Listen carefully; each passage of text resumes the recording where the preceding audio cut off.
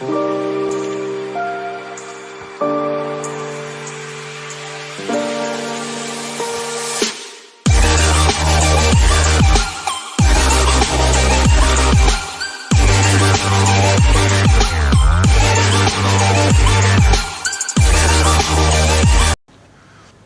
is a lot of reasons, to that. Part, of that reason is the fact that during the 18th and 19th centuries, industrial revolution occurred in Europe, largely spearheaded by the likes of Britain, Belgium, and Germany, and France. That, as a result of rapid development in population, and as a result of some technologies that were invented, there in Europe during that period, that gave rise to the industrial, revolution that caused a lot more people to move from the rural areas to the, cities, and also started great manufacturing, assembly lines, and so on, spearheaded by electricity. During that period, yes, that gave more impetus to what was happening to Europe. And that also gave Europe the lever to come to Africa to begin to enslave and eventually colonize Africa. That retarded the progress of Africa a lot. But then again, I'm not one of those that will sit here and moan and say that that's the only reason why Africa is underperforming. So many other countries were also affected. India was affected, but today India is developing more rapidly than most African countries. Ditto some other parts, of the world.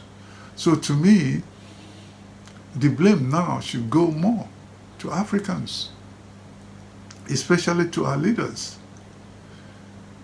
Our late father, Chinua Achebe, in his book, The Trouble with Nigeria, said that the trouble with Nigeria rests squarely on leadership. It is true. It's not only just in Nigeria, but it's also the case in other parts of Africa. Our problem is squarely a problem of leadership. If you go to some African countries that have started getting their leadership right, like Rwanda, you can see how rapidly things are changing. So if we have the right leadership, and if that leadership also has a sense of urgency with regards to development, things will move very, rapidly in Africa, towards development. It is because that is not happening that Africa is still, suffering up to today. So Africa needs to do something quickly. To me, like the Sankofa bird of the people of Accra in Ghana, a bird that had an egg in its mouth, flying forward, but still looking, backward. Africa should be like that. Africa should go back to its past, to its past during even times of antiquity, to get more encouragement, more energy, more fire, more philosophical and even spiritual inspiration with which to, move forward. Because any peep into our past will show a different kind of Africa to the Africa we have, today. Even me as an individual, from time to time, when I want to become more energized, I go and read much of what happened during that period. It gives me more energy, it gives me more power, it gives me more impetus. It makes me to look more forward to the future with confidence. I think Africa should do a lot more of that, because that will only encourage us to do even more. Now,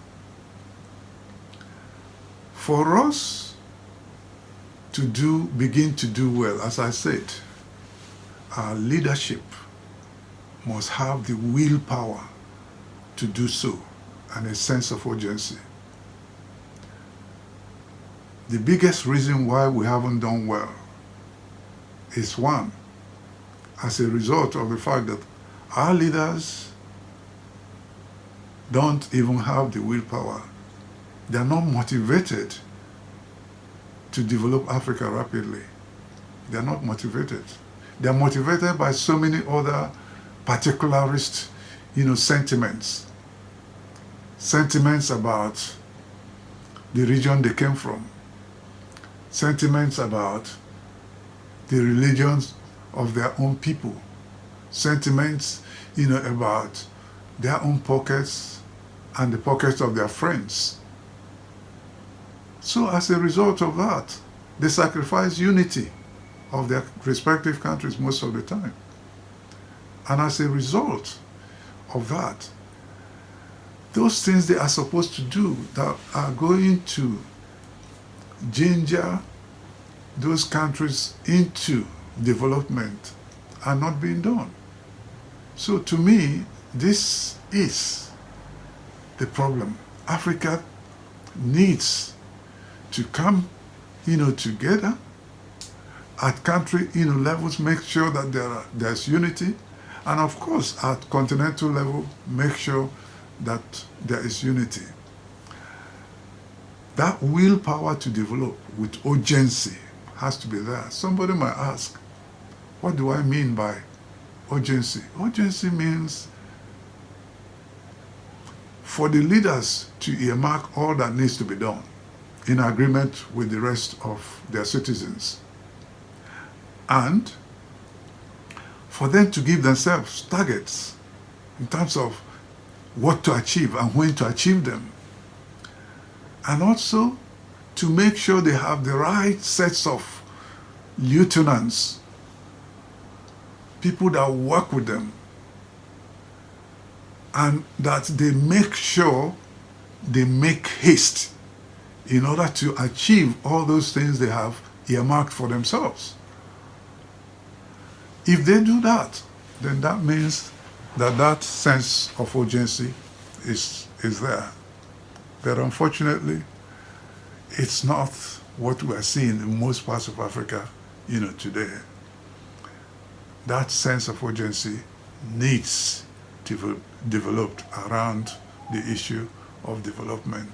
And to me, in the world we are living in today, what are the technologies that are spearheading, development? Both the United Nations, there's a lot of researches by individuals, and even in my own, previous researches and writings, the technologies that are so important that can aid a country to leapfrog development, to catalyze, development, is information technology. Especially today, we have new sets of information technology systems that are even called exponential technology, because they are growing exponentially, and when also embraced by any society, it can also help that society to also grow exponentially. Those are the technologies that are so key, today. And to me, Africa needs to embrace them.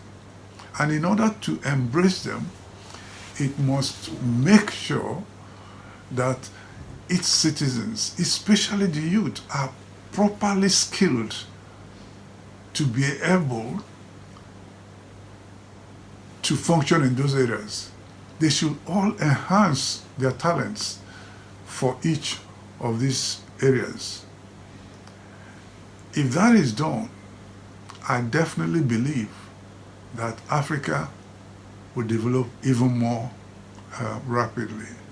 And as I said, if that sense of urgency is there, it then means that Africa will witness a revolution in development.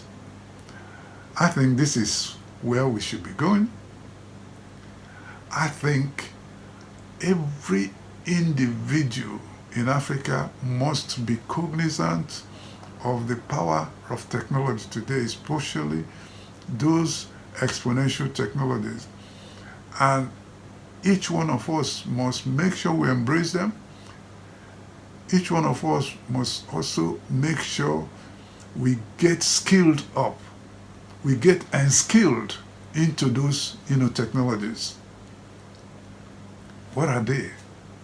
We're talking about artificial intelligence, deep learning, machine learning, cloud computing, robotics, virtual reality, augmented reality, driverless vehicles, quantum computing, bioengineering. These are some of the technologies that are very, very key today. And especially the youth of Africa, must make sure they are very much at home with these technologies, that they can use them properly.